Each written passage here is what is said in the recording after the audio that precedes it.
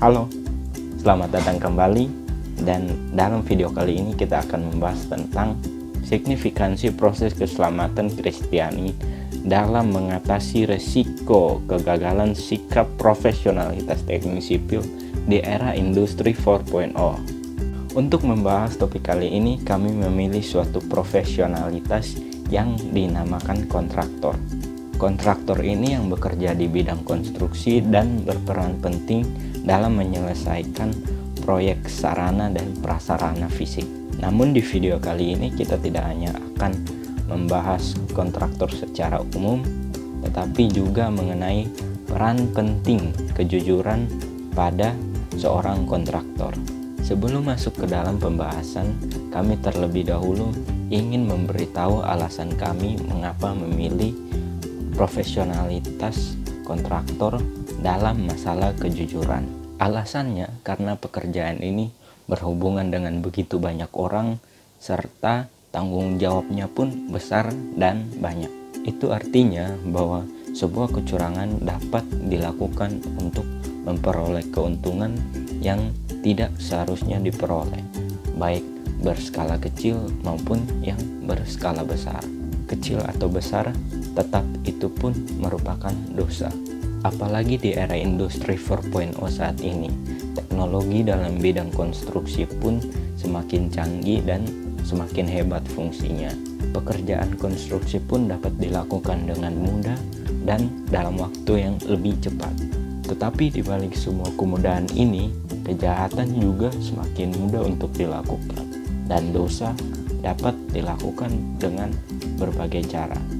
Maka dari itu, peran iman Kristiani, khususnya kejujuran, sangatlah dibutuhkan dalam mengerjakan pekerjaan ini.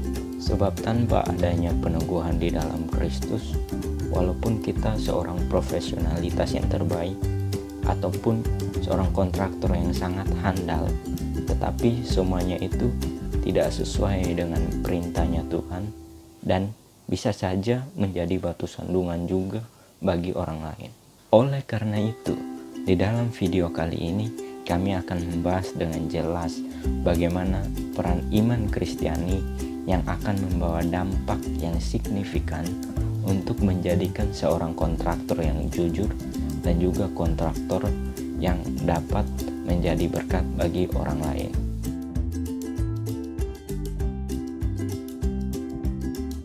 Kontraktor adalah pekerjaan dalam bidang teknik sipil yang berfokus pada pelaksanaan suatu proyek. Mereka bertugas untuk menjalankan dan mengatur proyek sehingga proyek selesai dan tidak melenceng dari jadwal.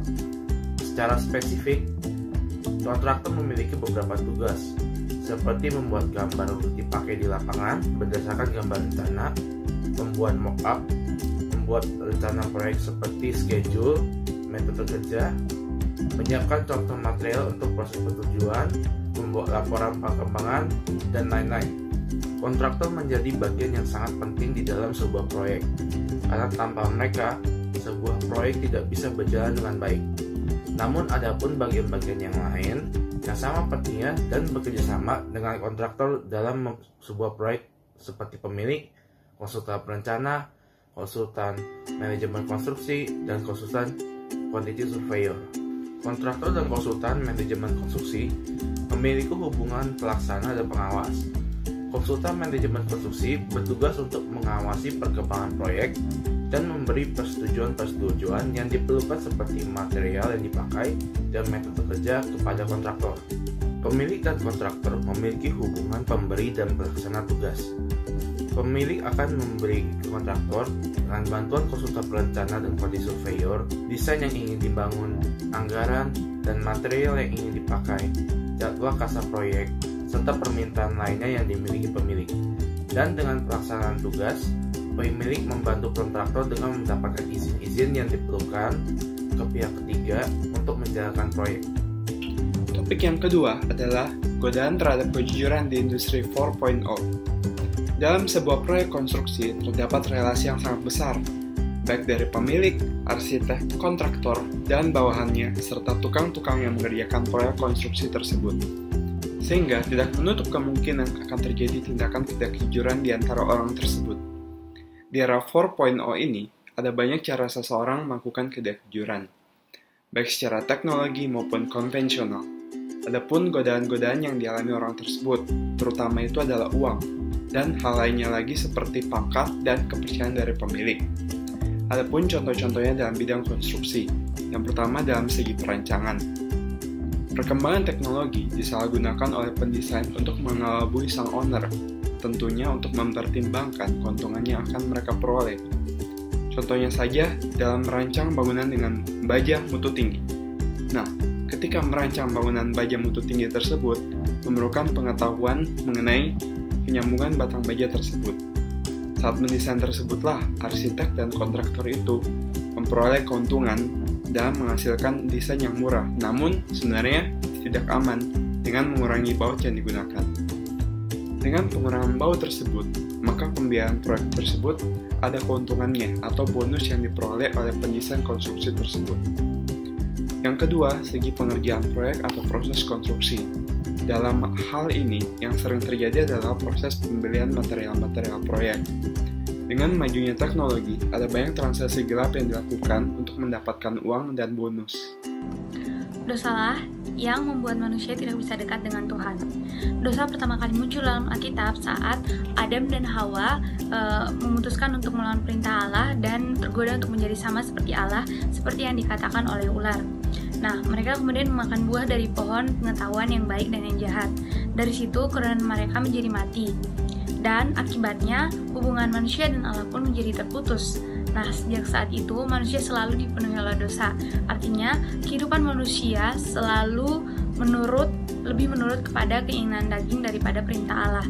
Sesungguhnya, menjalankan kehidupan tanpa dosa bukanlah sekedar menjalankan perintah, melainkan memang sudah sepatutnya menjalankan perintah Allah sebagai wujud syukur dan yang timbul dari rasa takut akan Tuhan, yang dijalankan secara sungguh-sungguh tanpa ada motif lain. Tetapi bagaimanapun, dosa telah menyelimuti seluruh manusia. Bahkan orang-orang percaya pun tidak luput dari dosa. Walaupun ada yang dinamakan anak-anak terang dan anak-anak iblis, tetapi iblis dapat menggunakan anak-anaknya untuk mendorong anak-anak terang agar melakukan dosa. Nah, hal ini merupakan hal yang cukup mudah ditemui di dalam dunia konstruksi, khususnya kontraktor. Ajakan dari orang lain atau godaan karena ada yang melakukan membuat kita pun cenderung tergiur melakukannya. Mungkin kita pun sering mendengar bahwa perilaku tersebut sudah biasa dilakukan sehingga kita pun ikut-ikutan melakukannya. Inilah mengapa kita tidak boleh meremehkan kuasa dosa, sebab dampaknya sangatlah besar dan luar biasa. Dan tujuan utamanya adalah untuk membinasakan manusia. Lalu jika kita sebagai seorang kontraktor melakukan dosa dalam profesionalitasnya, apakah yang akan terjadi? Tentunya sudah sangat sering sekali kita mendengar tentang suatu bangunan yang runtuh. Nah, itulah bahaya yang paling buruknya. Sebagai seorang kontraktor, tujuan kita adalah untuk membangun bangunan, baik itu jembatan, gedung tinggi, ataupun bendungan yang nantinya akan digunakan oleh manusia untuk memenuhi segala aktivitasnya. Hal seperti inilah yang menjadi alasan mengapa peran kejujuran dalam profesionalitas kontraktor adalah sangat penting. Pekerjaan ini menyangkut banyak orang. Kita salah membangunnya, kita harus bertanggung jawab atas nyawa banyak orang. Secara langsung ingin kami nyatakan bahwa kecurangan dan dosa yang dilakukan oleh seorang kontraktor dapat membawa kehidupan orang lain ke dalam bahaya maut. Tentunya ngeri, bukan? Yang menjadi kerugiannya bukan hanya nyawa orang lain yang hilang, tetapi kepercayaan yang sudah orang lain berikan kepada kita sebagai kontraktor pun menjadi hilang, karena kita telah dengan tidak benar menggunakan kepercayaan itu. Selain itu, pasti akan ada kerugian materi yang sangat besar. Dan jika kita sebagai seorang kontraktor dilaporkan, kita akan menjadi tersangka dan akan dijatuhi hukuman yang berat. Survei membuktikan bahwa perhitungan yang benar dan sesuai tidak akan menjadi penyebab dari suatu kegagalan konstruksi. Yang paling sering terjadi adalah ketidaksesuaian antara di lapangan dan spesifikasi yang diharuskan, kecuali memang yang terjadi adalah musibah atau bencana yang tidak dapat kita kendalikan. Tuhan Yesus memiliki 3 jabatan Kristus yang dibedakan berdasarkan tugas dan fungsi yang diembannya. Yang pertama adalah jabatan sebagai nabi. Tugas seorang nabi adalah menyampaikan firman Tuhan dari Allah kepada manusia. Jadi arahnya itu dari Allah kepada manusia. Hal ini bisa kita lihat seperti Musa dan nabi-nabi lain di dalam Alkitab yang mendengar firman dari Tuhan kemudian menyampaikannya kepada manusia. Tetapi Tuhan Yesus tidak dapat disamakan dengan nabi-nabi tersebut. Tuhan Yesus tidak dapat disejajarkan dengan nabi-nabi tersebut. Karena tugas Yesus sebagai nabi itu tidak hanya the messenger of God, tapi Tuhan Yesus adalah God itu sendiri dan messenger itu sendiri. Hal ini dapat dibuktikan melalui perkataan Yesus yang tertulis dalam Alkitab. Ketika ia menyampaikan firman Allah, ia berkata, "Aku berkata kepadamu." Tidak seperti nabi-nabi lain yang berkata, "Inilah firman Tuhan." Inilah yang menunjukkan bahwa Yesus adalah nabi yang sesungguhnya. Yang kedua adalah jabatan sebagai imam. Imam dalam Perjanjian Lama berfungsi mempersembahkan korban kepada Allah sebagai lambang penebusan dosa manusia. Kemudian, imam juga berfungsi memanjatkan doa dan pujian kepada Allah dan menguduskan manusia sehingga dapat diterima Allah. Ini artinya arahnya adalah dari manusia kepada Tuhan. Tetapi peran Yesus sebagai imam lebih dari imam-imam yang terdapat dalam Perjanjian Lama. Karena Yesus sendirilah yang merupakan korban penebusan dosa manusia. Selain itu, Yesus juga yang mendoakan kita sebagai anaknya. Dan Yesus pula yang mendekatkan kita kepada Allah melalui dirinya. Yang ketiga adalah jabatan sebagai raja. Raja berfungsi untuk memerintah suatu bangsa. Yesus juga adalah raja yang memimpin umatnya. Tetapi bukan kerajaan dunia yang ia pimpin, melainkan kerajaan surga. Dan yang dipimpinnya adalah umatnya yang percaya kepadanya.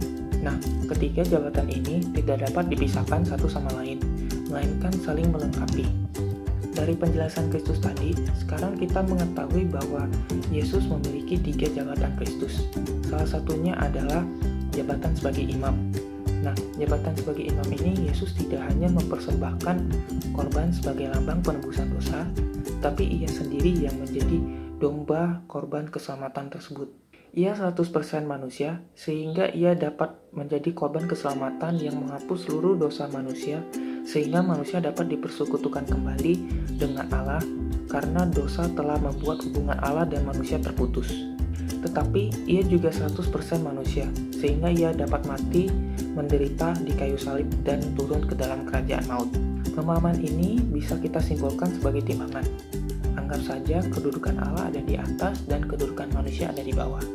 Nah, manusia berusaha untuk melakukan kebaikan sebanyak mungkin agar kebaikan tersebut dapat menyeimbangkan timbangan tersebut. Tetapi, karena manusia berdosa, maka hal itu tidak dapat terjadi. Satu-satunya cara yang dapat menyeimbangkan timbangan tersebut adalah Allah turun menyelamatkan manusia dan mengangkatnya kembali sehingga dapat seimbang pada timbangan tersebut. Nah, di saat itulah Yesus yang 100% manusia dan 100% Allah berada di pihak kita, sehingga timbangan tersebut menjadi seimbang. Karena memang hanya Dialah satu-satunya yang dapat menyelamatkan kita. Dan ketika ia menderita dan mati, di sanalah ia mengalahkan kuasa maut, sehingga kita sebagai orang yang percaya kepadanya memperoleh anugerah besar berupa keselamatan kekal daripadanya. Meskipun seharusnya kitalah yang menderita akibat dosa yang kita perbuat sendiri. Nah, disinilah seharusnya menjadi pujian syukur bagi kita, di mana semua ini semata-mata adalah kasih Allah yang begitu luar biasa kepada kita. Bahkan Roh Kudus juga tinggal diam di dalam kita supaya kita tetap dekat kepada Allah. Nah, yang terakhir ada kesimpulan guys. Jadi, apa sih kesimpulan dari topik-topik di atas? Semua pekerjaan jika dilakukan tanpa kecurangan sebenarnya adalah pekerjaan yang mulia, termasuk pekerjaan seorang kontraktor. Karena pekerjaan kontraktor telah berperan penting di dalam bangunnya gedung sebagai perkantoran, tempat tinggal, sekolah, jembatan sebagai akses jalan, saluran air untuk konsumsi masyarakat, dan lain-lain. Tapi pekerjaan ini membutuhkan sebuah peran penting, sebuah kejujuran yang sangat rentan untuk dilanggar. Sebab, pekerjaan ini bertanggung jawab pada kehidupan banyak orang. Apalagi di dalam era industri 4.0 ini. Kemajuan teknologi membuat seorang kontraktor dapat dengan mudah diajak melakukan korupsi atau suap atau melakukan kerja sama yang curang dalam sebuah proyek. Hal ini dapat dilakukan karena teknologi memang memungkinkan. Tapi, seharusnya bukan itu yang menjadi alasan untuk melakukan dosa. Yesus yang telah memberikan anugerah keselamatan melalui kematiannya di kayu salib telah membuktikan bahwa Ia mengasihi kita sehingga menyelamatkan kita sebagai orang percaya dari maut. Jadi bukan karena perintah atau supaya dilihat orang lain kita berlaku jujur, tapi memang kita melakukan yang seharusnya sebagai wujud syukur dan respon kita terhadap kasih Allah yang begitu luar biasa. Kita yang sudah ditebus, sudah seharusnya sadar bahwa kita perlu setia kepada Allah dan melakukan yang terbaik untuk Tuhan Yesus yang rela memberikan terbaik kepada kita.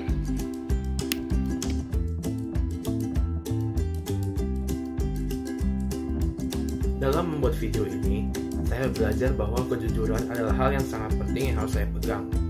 Dalam pekerjaan kontraktor nantinya, untuk tidak menerima godaan yang ada, serta godaan-godaan yang saya akan mungkin alami sekarang, seperti menyontek dan melakukan plagiarisme. Melalui video ini, saya belajar bahwa kejujuran sangat besar nilainya dalam kehidupan. Saya belajar bahwa kejujuran itu memegang peran penting dalam kehidupan saya, terutama profesionalitas saya nantinya. Dalam pembuatan video ini, saya juga telah melihat godaan-godaan yang pastinya akan saya hadapi. Melalui itu, saya semakin tahu dan lebih berhati-hati di zaman teknologi zaman ini, serta menahan diri atas godaan atau nafsu itu. Mengingat Yesus yang telah rela mati di salib, sikap saya harusnya lebih bersyukur lagi. Salah satu contohnya dengan bertindak jujur di setiap segi kehidupan, terutama profesionalitas saya nantinya. Saya belajar bahwa kasih Allah sangatlah besar dalam hidup saya. Ia bahkan rela mati menebus dosa kita yang sebenarnya tidak layak untuk diselamatkan. Bahkan ketika kita tetap melakukan dosa, Dia tetap setia memelihara kita dan mengajak kita kembali untuk tetap bersama dengan Dia. Sebagai calon profesionalitas teknik sipil, saya akan berusaha semaksimal mungkin untuk tetap jujur dalam melakukan segala pekerjaan. Karena memang sepatutnya itulah yang saya kerjakan sebagai manusia yang telah diselamatkan oleh Tuhan Yesus. Maka dari itu, mulai dari ini saya belajar untuk tetap terus jujur di hadapan orang lain, walaupun ada konsekuensi yang harus ditanggung. Setelah mendengarkan penjelasan di atas, saya menyadari bahwa di era 4.0 ini maupun di era selanjutnya, cobaan yang akan datang akan semakin besar karena mengingat adanya perkembangan teknologi yang semakin hari semakin maju. Oleh karena itu, saya sebagai seorang percaya yang akan menjadi seorang profesionalitas di bidang konstruksi ke depannya, saya harus belajar untuk mempertahankan kejujuran dan tetap teguh di dalam iman untuk dapat melewati cobaan-cobaan itu. Pengorbanan yang Kristus lakukan di kayu salib bukanlah pengorbanan yang main-main dan dapat dianggap enteng. Salah satu cara untuk memaknainya adalah dengan saya belajar untuk hidup jujur. Apalagi masa depan saya dalam dunia konstruksi yang sangat berhubungan dengan banyak orang. Kecurangan saya atau dosa saya dapat berujung pada hilangnya nyawa orang lain. Sungguh ngeri. Maka dari itu saya perlu untuk belajar hidup jujur.